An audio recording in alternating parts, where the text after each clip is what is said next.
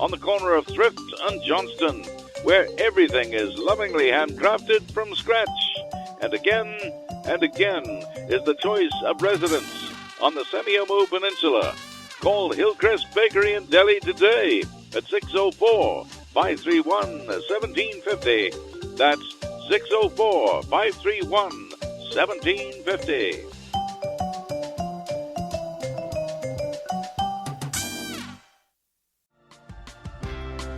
On your computer, on your smartphone, on your Wi-Fi radio. We're localwebradio.fm. If you're struggling with a dental or oral health issue, be sure to catch the Healthy Smiles Oral Health Show with Dr. Norm Ickert on the Health Channel on localwebradio.fm.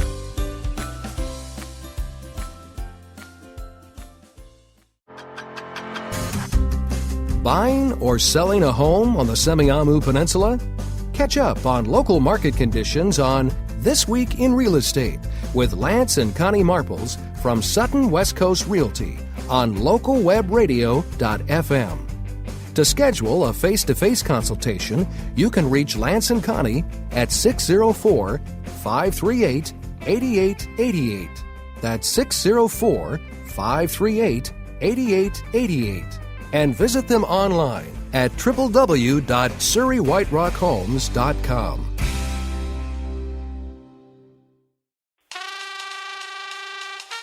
Old Time Radio, presented by Hillcrest Bakery and Deli, where everything is lovingly handcrafted from scratch. Hillcrest Bakery and Deli, on the corner of Thrift and Johnston, the choice of residents on the Semiahmoo Peninsula for over 40 years.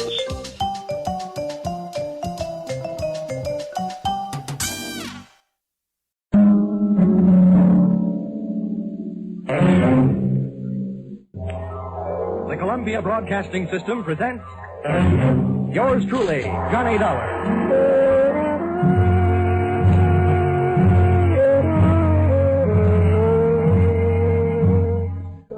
The next half hour has its baggage packed to take a trip with America's fabulous freelance insurance investigator, Johnny Dollar. At insurance investigation, he is just an expert. At making out his expense account, he is an absolute genius.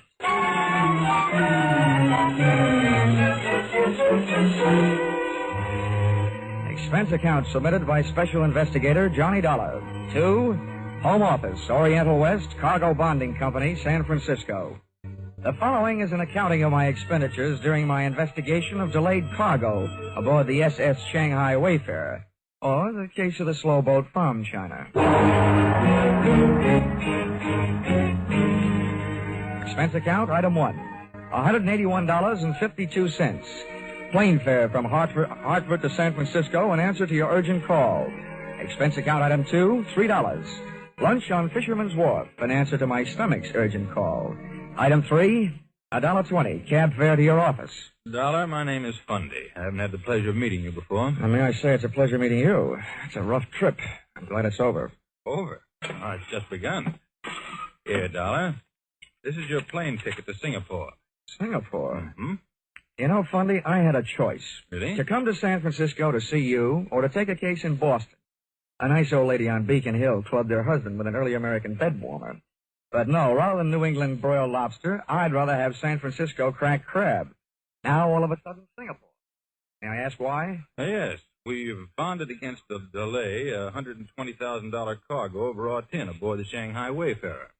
The ship was due to sail from Singapore 3 weeks ago. Still out there, tied up in the Tanjong Pagar dock. What's the delay? Mutinous, mechanical, or just plain mysterious? I'm afraid it's a little of each. We flew an expediter out there 10 days ago to see what he could do. All the satisfaction we've had from this man Harrison is a report that since his arrival, the Wayfarer's main shaft is burned out, her freshwater pumps have fouled up, and her steering machinery has gone on the fritz. You don't need an insurance investigator. You need a good plumber. Well, maybe you're right. But anyhow, you'll find our man Harrison, William Harrison, at the Crown Colony Hotel. He'll fill in the details. Dollar, you have only a matter of hours after you hit Singapore to get the Shanghai Wayfarer started on its way. I must impress upon you the fact that any delay after that will cost this company $2,500 a day. Well, all I can promise is the old college try. Times like this, I wish I'd gone to college. Well, anyway, I'm in the right town to make my last night in the States a good one. A few drinks with the right gal at the top of the mark. A few rare steaks at Alfred's. A few dances to Freddie Martin's music at the St. Francis. A few moments alone in the arms... Dollar. Huh? That sounds mighty good. But your plane leaves in 2 hours. 2 hours? Well, I guess I'll have to do without the drinks, the dinner, and the dancing.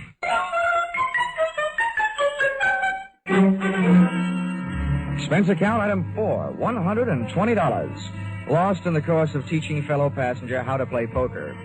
My mother warned me never to play cards with strangers on trains or steamships. I wish she'd included airplanes.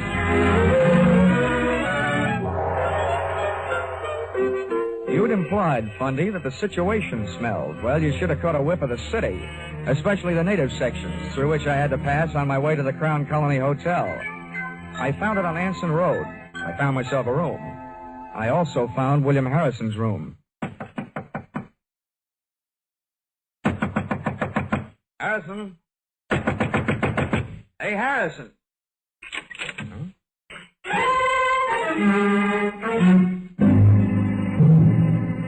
But I didn't find Harrison. All I found was a calling card from my old friend Trouble. Wherever Harrison was, he didn't want to be, and he left a trail of broken furniture and blood to prove it. I searched the dresser.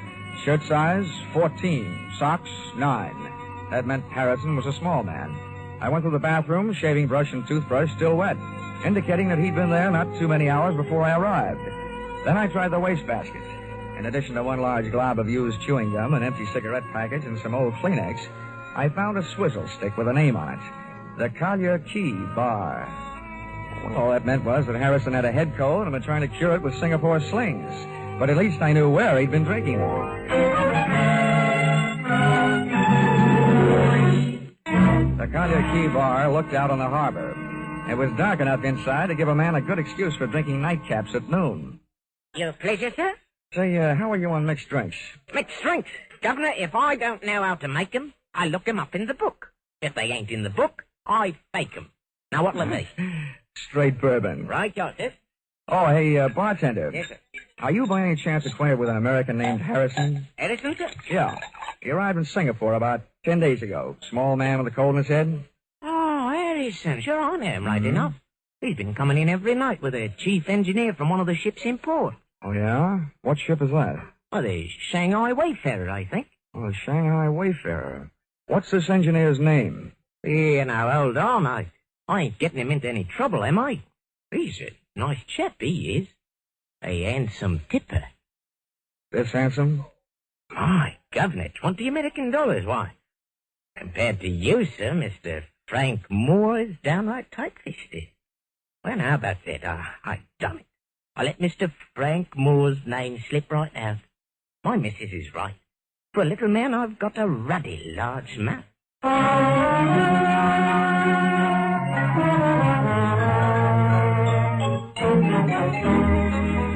Expense account, item 5. Rickshaw fare to the Tanjong Pagar docks, 10 cents. Tip to Pony Boy, $1. The ships moored fore and aft of the Shanghai Wayfarer were busy stuffing the pungent treasures of the East into their deep steel pockets. The only sign of life aboard the Shanghai Wayfarer was the right hand of the burly gangway watch. It was holding a knife with a 6-inch blade and slicing thin slivers off a plug that looked more like tar than tobacco. As a gangway watch, he might have been fine. But as a reception committee, he was no Elsa Maxwell. That's far enough, mate. There's nobody aboard and there's nobody coming aboard. It's all right with me. All I want's a little information. Where can I find your chief engineer, Frank Moore? You come to the wrong place. Try the icebox over at the Singapore police. They fished him out of the harbor this morning, stabbed to death. Oh? Any idea who did it? They're holding some dame he's been playing around with. No, I don't know her name. Have they got anything else?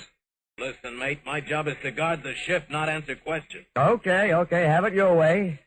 Oh, watch out for pirates.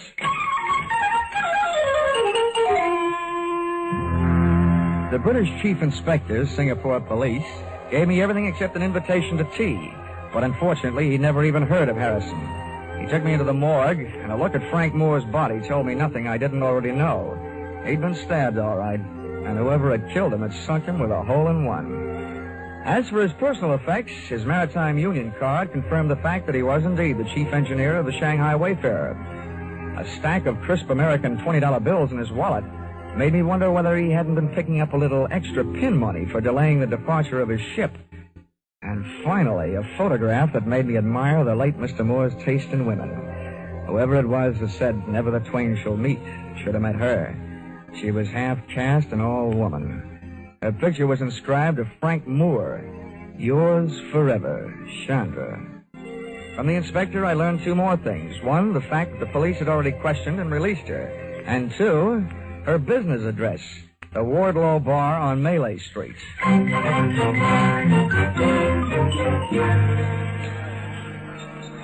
Hello, Mr. Yank. You like a midnight sing-song girl? No, the only girl I want to hear sing songs is Dinah Shore. Go on, beat it, will you? Oh, hey, wait a minute. Yes, Stuart? Where's Chandra? Oh, she go across to Penang tonight. You buy me drink, mister? We sit right over there. Ramonda, Tagona! Get it! Oh, Ramonda, hello. I put you away home to Shanghai one night in your own coffin. Complete with stab wounds, no doubt. Why you say that? Why you ask for Chandra? I'm a stranger in town. I can't find a local chapter of the Lonely Hearts Club. So, shall we find a quiet table? I don't know you. No, but you knew Frank Moore. That gives us something in common. Over there is one. Yeah? This doesn't sound like a very quiet table to me. In Singapore, you will learn whispers stand out in the quiet. They disappear in the noise. I'll bow to the wisdom of the native guide. But who said I had any secrets? You talk about Frank Moore, so I know if you do not have secrets to give, there must be secrets you like to learn. But I tell the police everything I know, which is nothing. Oh. No, you are disappointed in me? No, not at all. You make good scenery. And I'll bet there's quite a story that goes with you. Oh, you find me interesting. I'm a man. Why do you come to me? Well, there were two places I could go for what I'm after. And you're much prettier than the SS Shanghai Wayfarer. I'm looking for a lead on a man named Harrison. Your murdered friend Frank Moore knew him, so figures you know him. You are wrong. I do not know him. I do not even know you. Oh, well, that's soon fixed. My name is Johnny Dollar. Your name is nice. Especially the dollar part, huh? You are very droll, but I see when you make this joke there is no smile on your face. You are worried about your friend, Mr. Harrison? Yeah, that's right. Maybe he was lonely tonight. Maybe he does not want you to find him. You certainly make me feel much better. How about a drink? I never drink before midnight. All right, then I'll wait. We'll have one then. All right, Johnny. But we don't have it here. We go to my house. There it is cool on the river. And there it is quiet. So we do not have to whisper.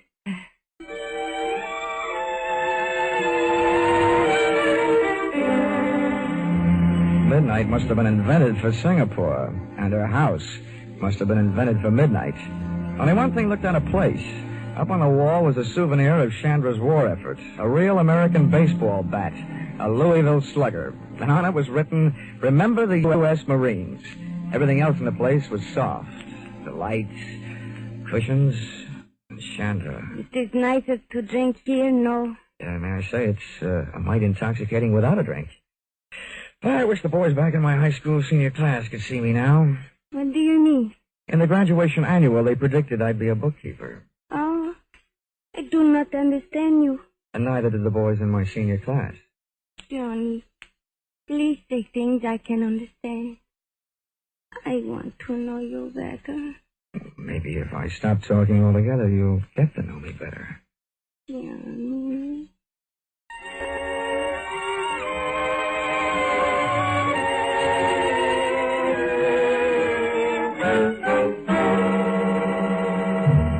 So I stopped talking, but I didn't stop thinking.